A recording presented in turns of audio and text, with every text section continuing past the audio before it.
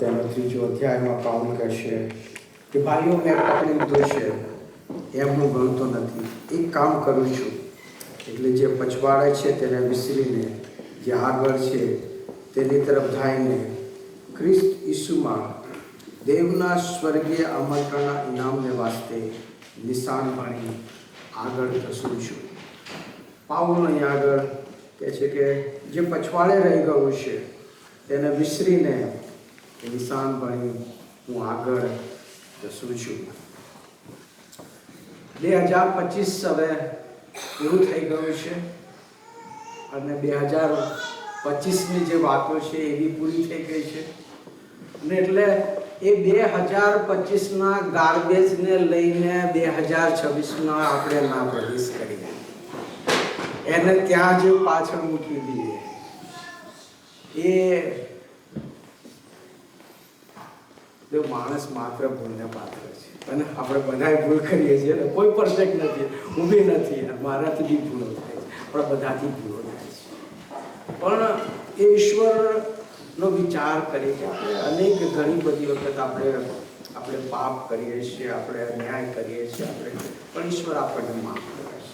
એટલે માફ કરીએ અને ભૂલી જઈએ અને એ ગાર્બેજને 2025ના ગાર્બેજને લઈને 2026માં ના પ્રવેશ કરીએ. નવું વર્ષ ઈશ્વર આપ્યું છે, નવી શરૂઆત કરવાના માટે ઈશ્વરે આપણને કૃપા આપી છે. નવી શરૂઆત કરીએ, નવા સંબંધો બાંધીએ, નવીન વર્ષ આપણને એક નવી શરૂઆત કરવાની તક આપે છે. એટલે મારે ખાસ પ્રાર્થના વિનંતી છે કે આપણે આ નવીન વર્ષમાં આપણે એક નવી શરૂઆત કરીએ અને એવું જીવન જીવીએ કે એનાથી આપણને ઈશ્વરને અને આપણને મહિમા મળી શકે.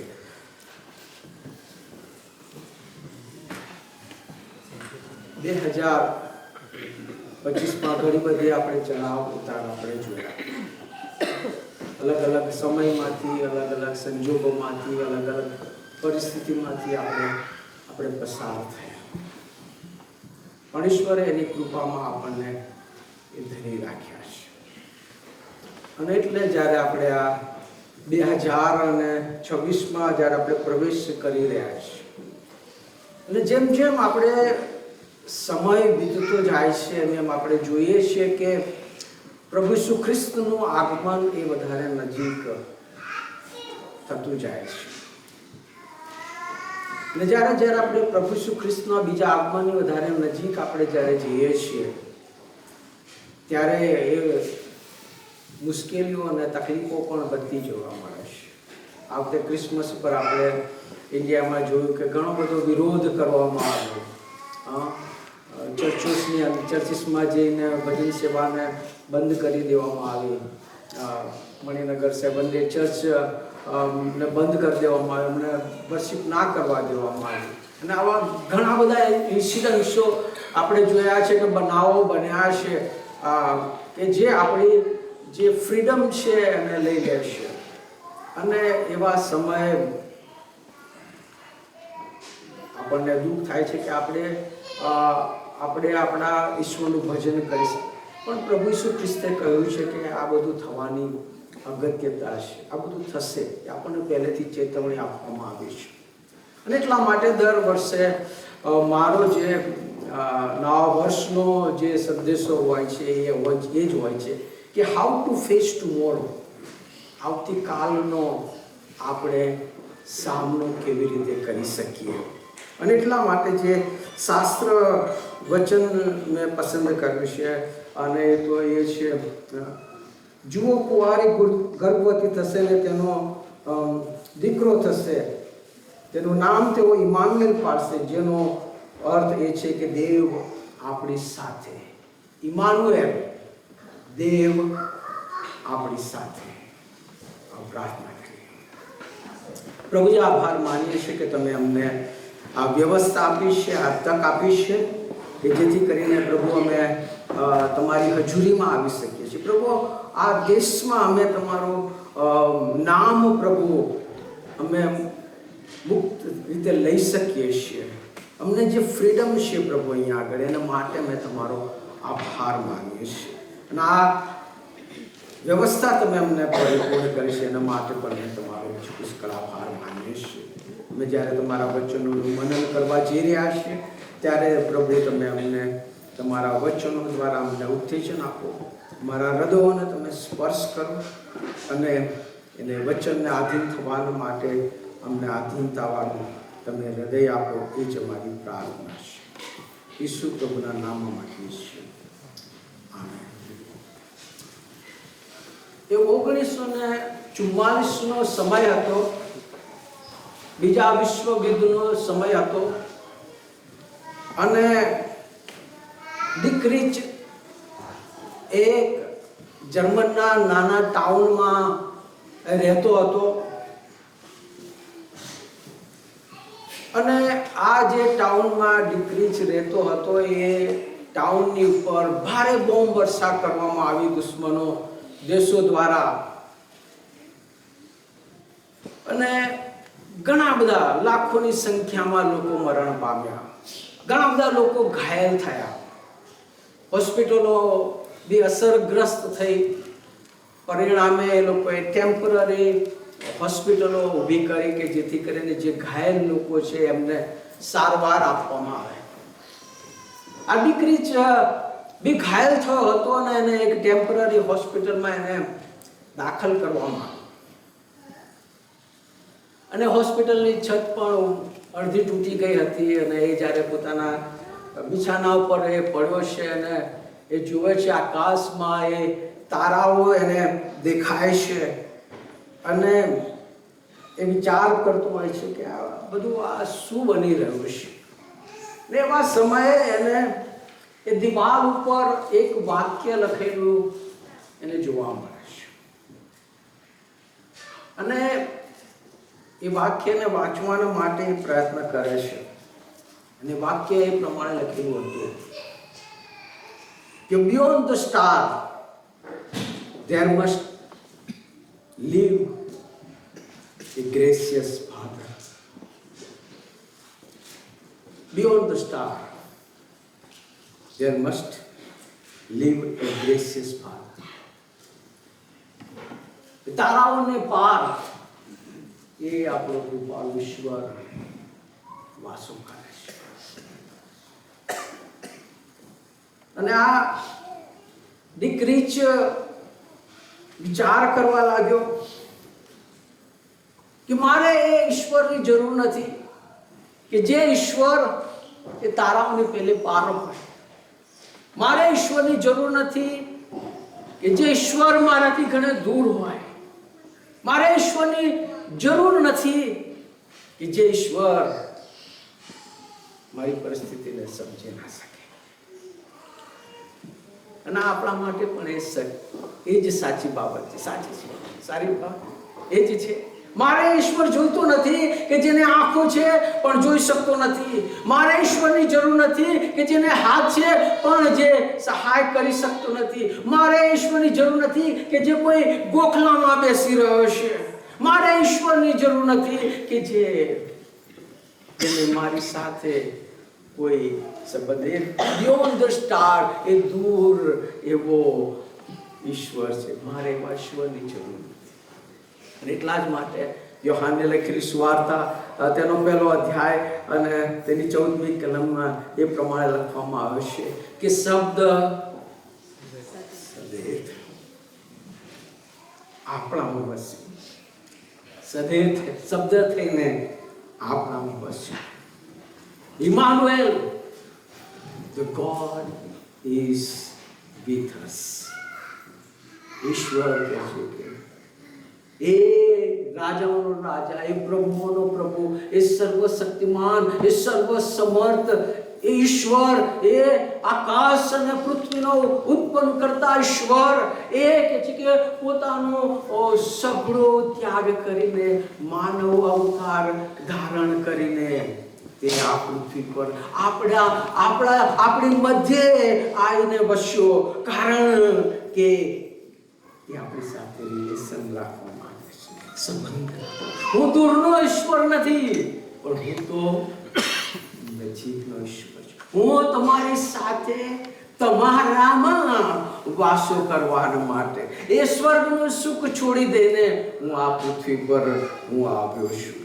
આજે આપણે થોડો સમય એ બાબત ઉપર મનન કરવા માંગીએ છીએ કે ઇમાનુએલ, દેવ આપણી સાથે, એનો અર્થ એ શું છે? 2025 પૂરું થઈ ગયું છે.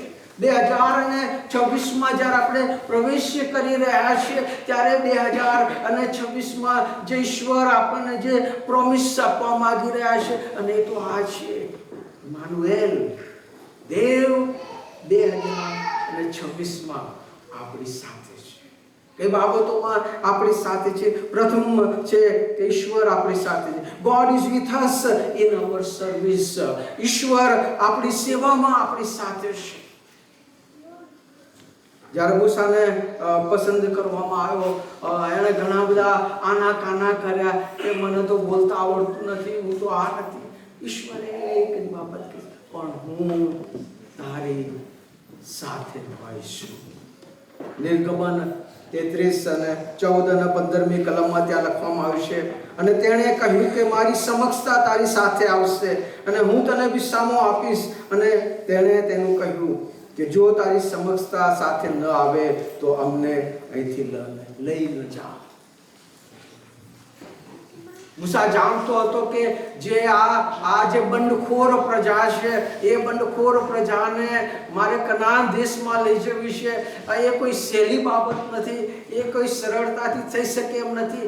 પણ એ ઈશ્વરને કહે છે કે તમારી સમક્ષતા, તમારી હાજરી જો મારી સાથે આવે તો હું એ કાર્ય કરવા માટે તૈયાર છું. ઈશ્વર કહે છે કે મારી સમક્ષતા તારી સાથે આવશે. એ નાની સેવા હોય, એ મોટી સેવા હોય, એ પડદા પરની સેવા હોય, એ પડદા પાછળની સેવા હોય, એ સેવા ઈશ્વરની સહાય અને ઈશ્વરની મદદ વગર આપણે કરી શકવાના નથી. આ મંડળીને ઈશ્વરની મદદ વગર આપણે આગળ લઈ જવાના નથી. આપણા જ્ઞાનથી, આપણી બુદ્ધિથી, આપણા ડાપણથી આપણે આ ઈશ્વરનું કાર્ય કરી શકવાના નથી. અને એટલા જ માટે કે ઈશ્વર દેવ આપણી સાથે છે, આપણી સેવામાં આપણી સાથે છે. યોહાન 15 અને 5 કહે છે કે મારાથી નિરાળા રહીને તમે કશું જ કરી શકવાના. ઈશ્વર જો હું તમારી સાથે છું. એટલે જ પાઉલ ફિલિપીઓના પત્રમાં કહે છે, ફિલિપી 4 અને 13માં કહે છે કે જે મને સામર્થ્ય આપે છે તેની સહાયથી હું સગળું કરી શકું છું. Amen, hallelujah. 2026માં આપણી દરેક સેવાની અંદર, એ નાની સેવા હોય, મોટી સેવા હોય, એ નાનું કાર્ય હોય, એ મોટું કાર્ય હોય, પણ આ દાવો આપણે કરીએ, ઇમાનુએલ, ઈશ્વર આપણી સાથે છે, અને તો જ આપણે એ કાર્ય કરી શકીશું. બીજી બાબત, ઇમાનુએલ એ આપણા માટે શું બાબત ધરાવે છે? God is with us in our struggle. ઈશ્વર આપણા સંઘર્ષમાં આપણી સાથે છે. આપણા સંઘર્ષમાં આપણી સાથે છે, આપણી તકલીફોમાં આપણી સાથે છે, આપણી મુશ્કેલીઓમાં આપણી સાથે. એ ડેરિક રીચ જે કહે છે કે એ બિયોન્ડ ધ સ્ટાર જે ઈશ્વર છે, એ ઈશ્વરને મારે જરૂર નથી, પણ એ ઈશ્વર કે જે ઈશ્વર એ બિયોન્ડ ધ સ્ટાર એ રહ્યો નહીં, પણ માનવ અવતાર ધારણ કરીને આ પૃથ્વી પર આવ્યા કે જેથી કરીને he can become a part of our struggle. એ આપણી સ્ટ્રગલનો એ ભાગ બની શકે. હિબ્રુ 13 અને 5માં કહે છે કેમ કે તેણે કહ્યું છે કે હું તને કદી મૂકી દઈશ નહીં અને કદી જ તજી દઈશ નહીં. યશાયા 4 અને 10માં કહે છે કે તું બીસમાં કેમ કે હું તારી સાથે છું, આમ તેમ જોઈશમાં કેમ કે હું તારો દેવ છું. મેં તને બળવાન કર્યો છે, વળી મેં તને સહાય કરી છે, વળી મેં મારા પોતાના ન્યાયના જમણા હાથથી તને પકડી રાખ્યો છે. તું સંઘર્ષમાં છે, મુશ્કેલીમાં છે, નાણાકીય પ્રોબ્લેમ છે, કુટુંબિક પ્રોબ્લેમ છે, શારીરિક તકલીફો છે, ન કહેવાય ન સેવાય એવી પરિસ્થિતિ છે. ઈશ્વર કહે છે એ પરિસ્થિતિમાં તું એકલું નથી. મેં મારા પોતાના ન્યાયપણાના જમણા હાથથી તને પકડી રાખ્યો છે. I am with you in your struggle. You are not alone because I came down from heaven to earth. So I can be with you in your struggle. Hallelujah. Praise the Lord. યુસુફે 13 વર્ષ એણે સહન કર્યું. એ રાજકુમારની માફક એના પિતાના ઘરની અંદર એ રહેતો હતો. એના પિતા એને એક રાજકુમારની માફક એને ટ્રીટ કરતા હતા, બધું હતું. પણ આખરે એના ભાઈઓએ એને ઈર્ષા કરી, એને માર્યો, એને ખાડામાં નાખી દીધો, એને ગુલામ તરીકે વેચી દીધો. અને એ સમયે ગુલામ હોવું એટલે બદતર બાબત ગણવામાં આવતી. 13 વર્ષ એને સહન કર્યું. પણ ત્યાં લખવામાં આવ્યું છે ઉત્પત્તિનો પુસ્તક ને તેના 39મા અધ્યાયમાં ત્યાં 3 વખત લખવામાં આવ્યું છે યહોવા યુસુફની સાથે હતો. યહોવા યુસુફની સાથે હતો. એને મુશ્કેલમાં મુશ્કેલ પરિસ્થિતિની અંદર ઈશ્વરે એને મૂકી દીધું નથી. યહોવા યુસુફની સાથે કરવાલાઓ આ જ પ્રોમિસ છે મારા માટે, તમારા માટે. આ તકલીફો આવશે, પ્રોબ્લેમ્સ છે અને આવવાના છે, પણ યાદ રાખો ઇમાનુએલ, ઈશ્વર આપણે સ્ટ્રગલની અંદર આપણી સાથે છે. ત્રીજી બાબત, ઇમાનુએલ, ઈશ્વર આપણી સાથે છે. God is with us in our sorrow. ઈશ્વર આપણા દુઃખોમાં આપણી સાથે છે. યોહાન 16:33 કહે છે કે આ જગતમાં તમને સંકટ છે, આ જગતમાં તમને સંકટ છે, મુશ્કેલી છે, તકલીફ છે. પીડિતોના કૃત્ય 14 અને 22 કહે છે કે આપણને ઘણા સંકટમાં થઈને દેવના રાજ્યમાં પ્રવેશ કરવો પડશે. જેમ જેમ ઈશ્વરના આગમનની આપણે નજીક જઈએ છીએ એમ એમ દુઃખો આવશે, મુશ્કેલીઓ આવશે, સતાવણી આવશે. અને પ્રભુ આપણને પહેલેથી એ બાબતે ચેતવ્યા છે કે આ બધું થવાની અગત્યતા છે. આ બધું થતું જુઓ ત્યારે તમે જાણો કે મારું આગમન એ નજીક છે. પણ એ દુઃખોની અંદર ઈશ્વર આપણી સાથે છે. પેલો પિત્તર 4 અધ્યાય અને તેની 12મી કલમ ત્યાં લખવામાં આવ્યું છે, વાલાઓ તમારી કસોટી કરવાને સારું તમારા પર જે અગ્નિરૂપી દુઃખો પડે છે તેમાં જાણે તમને કંઈ નવું થયું હોય એમ સમજીને આશ્ચર્ય ન પામો.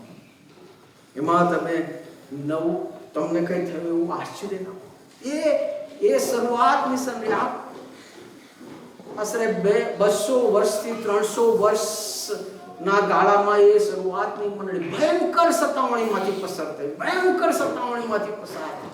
પણ એ સતાવણી સહન કરવાના માટે એમણે જે સામર્થ્ય આપ્યું, જે સામર્થ્ય આપનાર બાબત હતી કે ભલે અમારે ગમે તે સહન કરવું પડે પણ ઈશ્વર અમારી સાથે છે. આમેન. હાલેલુયા.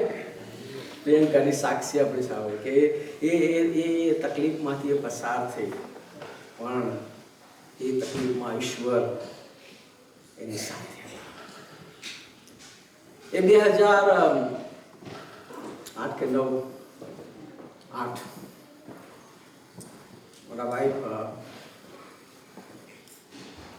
બહુ બીમાર થઈ ગયા હતા, દવાખાનામાં દાખલ કરવામાં આવ્યા હતો. બાળકો નાના નાના હતા મારા,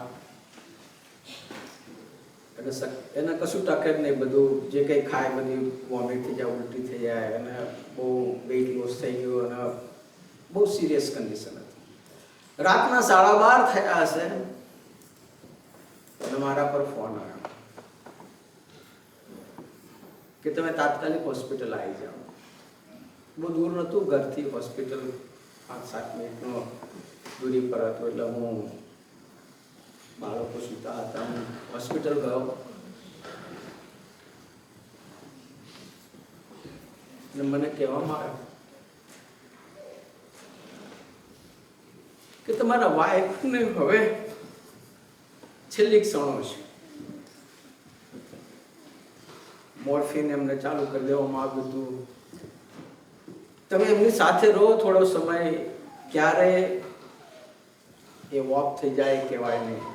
છેલ્લી પળોમાં છે, છેલ્લી ઘડીમાં છે. એનો હાથ મારા હાથમાં લીધો.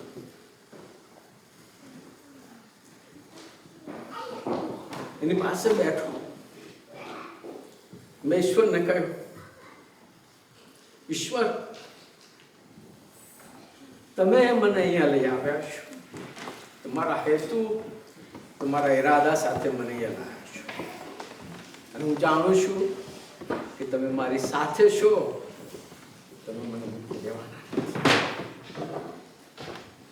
પ્રાર્થના કરી ઈશ્વરને ધન્યવાદ આપ્યો,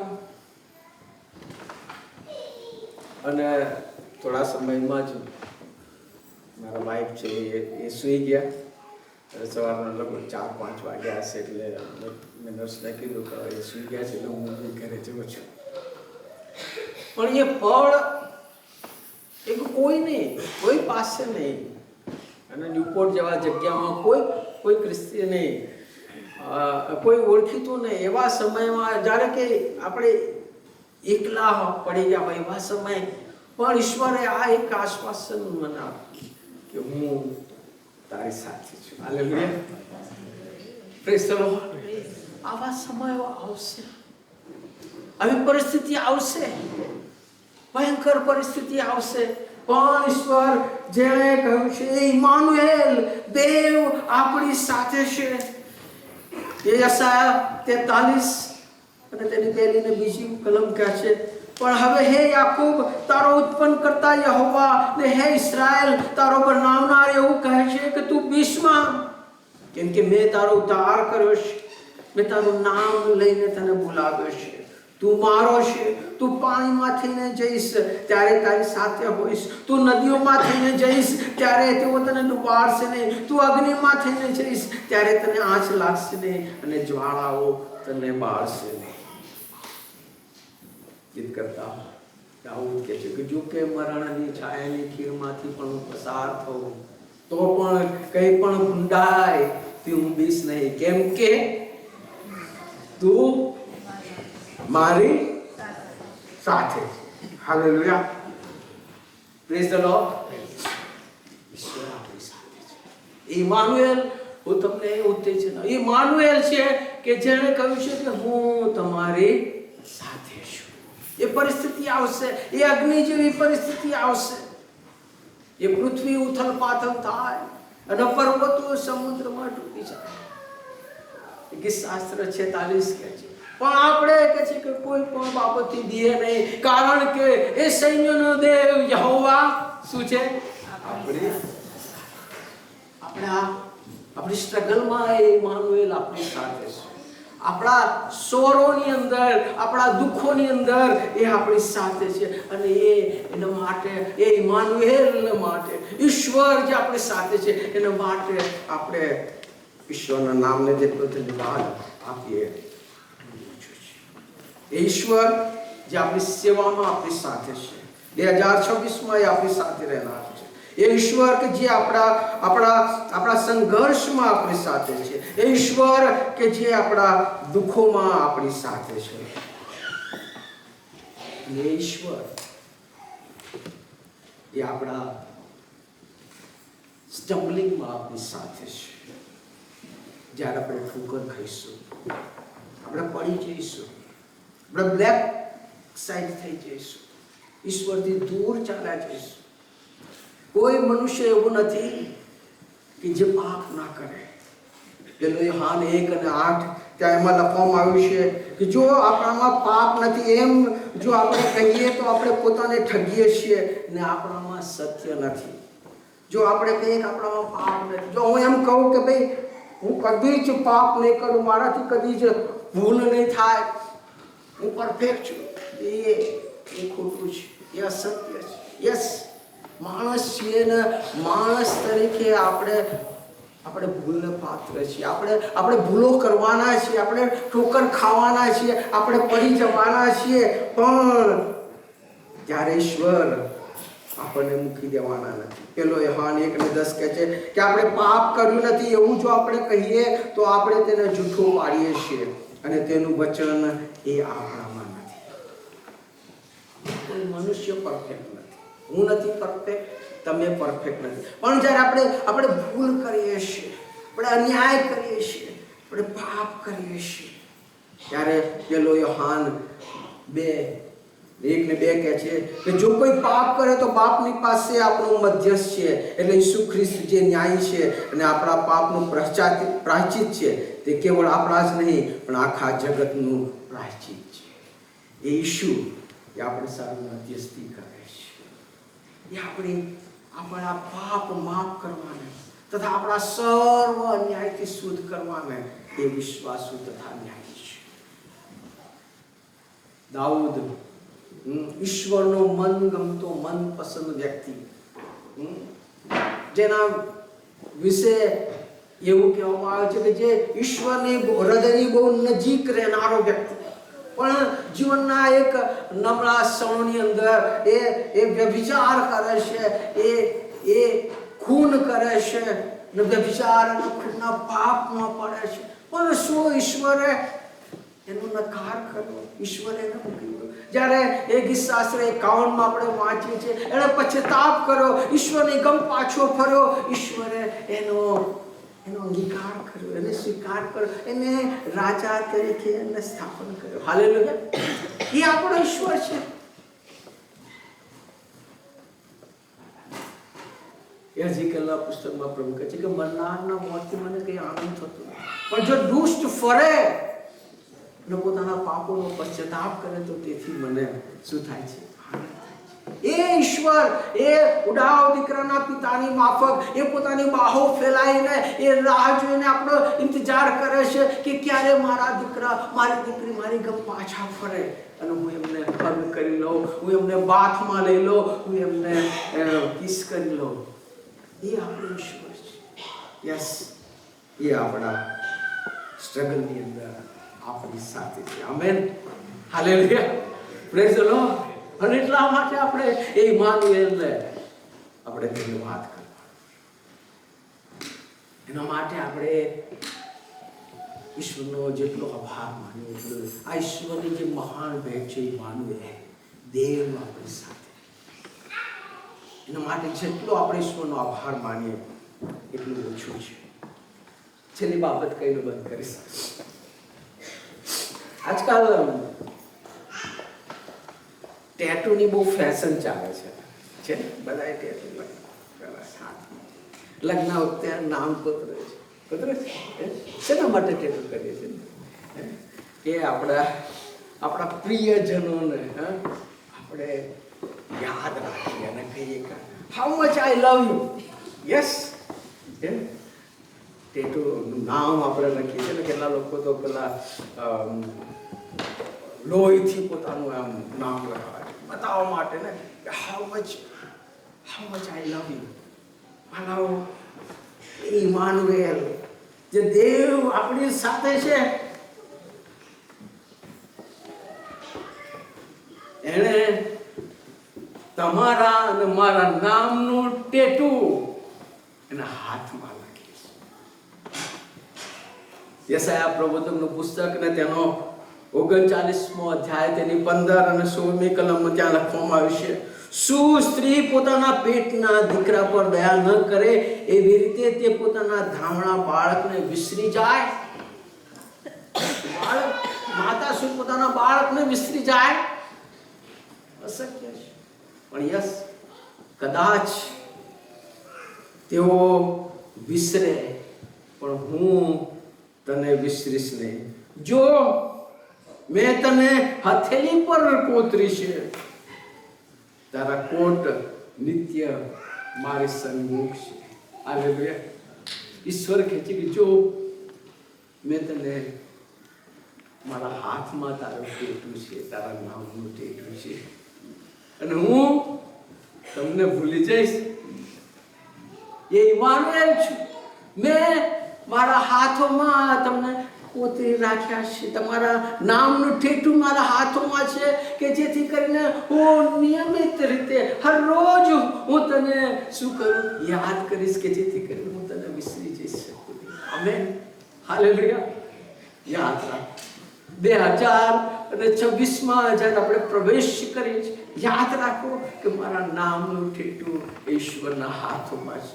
ગમે તે થાય, પૃથ્વી ઉથલ પાથલ થઈ જાય, સમુદ્રો કે પર્વતો સમુદ્રમાં ડૂબી જાય, પણ મારો ઈશ્વર મને તજી દેવાનો નથી અને મને મૂકી દેવાનો નથી.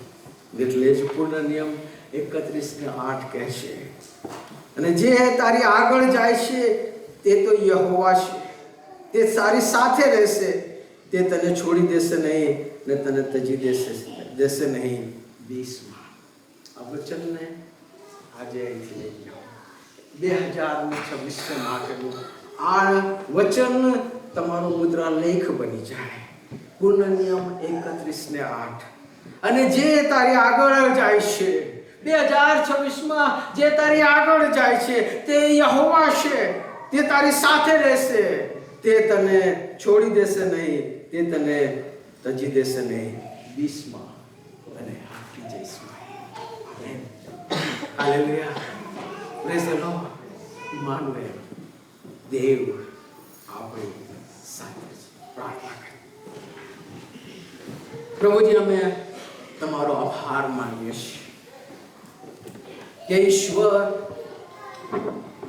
કે જે પોતાનો સર્વસ્વનો ત્યાગ કરી, પોતાનું માન, પોતાનો મહિમા, પોતાનું ગૌરવ તજી દઈને એ ઇમાનુએલ બનીને અમારી સાથે અમારામાં વસવાના માટે આવ્યો.